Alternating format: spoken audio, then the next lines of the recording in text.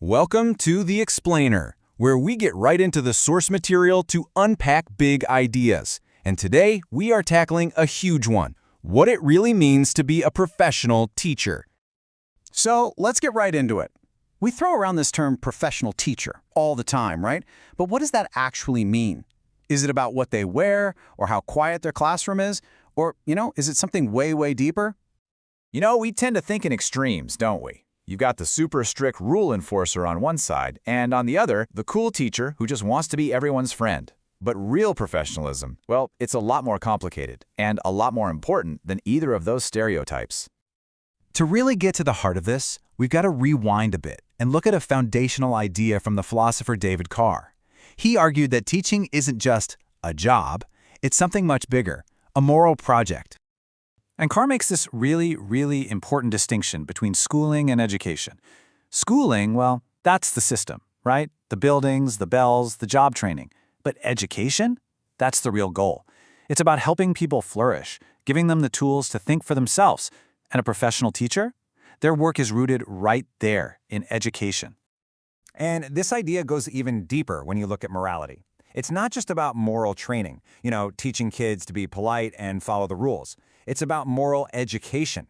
That means encouraging them to actually question things, to think critically about values. So the big takeaway here is that a teacher's role is ethical at its very core. It's about shaping who students become. And Carr himself puts it perfectly.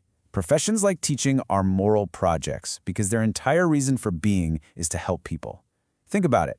Doctors aim for health, lawyers for justice, and teachers, they aim for knowledge and human flourishing.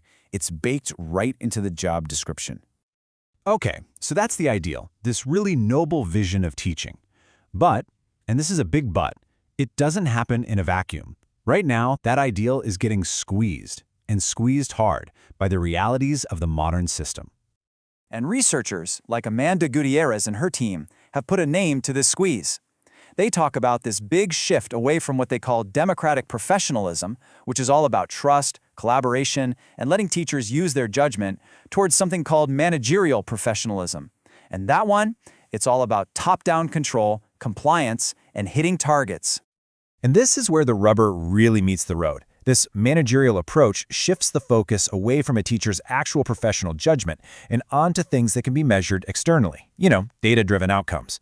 The complex, messy, wonderful process of education gets boiled down to a number on a spreadsheet. There is even a word for this obsession: metricophilia. It's this almost blind faith that numbers are the only things that count as real evidence. But the irony is, this can actually smother the very creativity and good judgment it's supposed to be measuring. And this pressure, it has a very real, very human cost. Just look at this number. A 2018 survey in Australia found that a staggering 80% of teachers had been bullied or harassed by students or parents in just the last year. 80%. When the system values metrics over people, it can create a toxic environment where burnout isn't just possible, it's probable. Okay, so we've got this moral calling on one hand and this crushing systemic pressure on the other.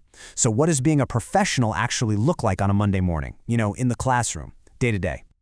Well, according to educator Vicki Gill, it really starts with perspective. Her point is simple but powerful. A true professional knows how to tell the difference between a small, petty annoyance and a genuine roadblock that's actually getting in the way of a kid's learning. And that perspective translates into action. It means when it comes to something like discipline, you're not just reacting based on how you feel that day. No, you have a plan, a clear, consistent, documented plan. You give a warning, you write it down, you contact the parent. It's not emotional, it's professional. It's about fairness and having a clear record. And that professionalism extends beyond the classroom walls, especially when it comes to parents. The key here is being proactive. You don't wait for a problem to pop up. You build that relationship early, you communicate often, and you frame every conversation as us, as a team trying to help the student. It builds a foundation of trust that is just invaluable. So, when you pull all these threads together, the philosophical idea, the systemic pressures, and the practical on-the-ground skills, you start to see this really powerful and kind of daunting picture of what it means to be a professional teacher today. It's like they have to be this incredible hybrid. Part philosopher, right? Always connected to that deep moral purpose David Carr talked about. Part savvy navigator, who knows how to handle the bureaucratic, data-driven pressures. And part master craftsman of human relationships, who can manage a classroom and build bridges with parents. It's a lot. Which brings us right back to our big question, but with a whole new perspective. Is today's professional teacher a moral guide, a skilled technician, or maybe even an activist pushing back against a broken system? The answer seems to be yes. To truly educate in the 21st century, it looks like a teacher has to be all three.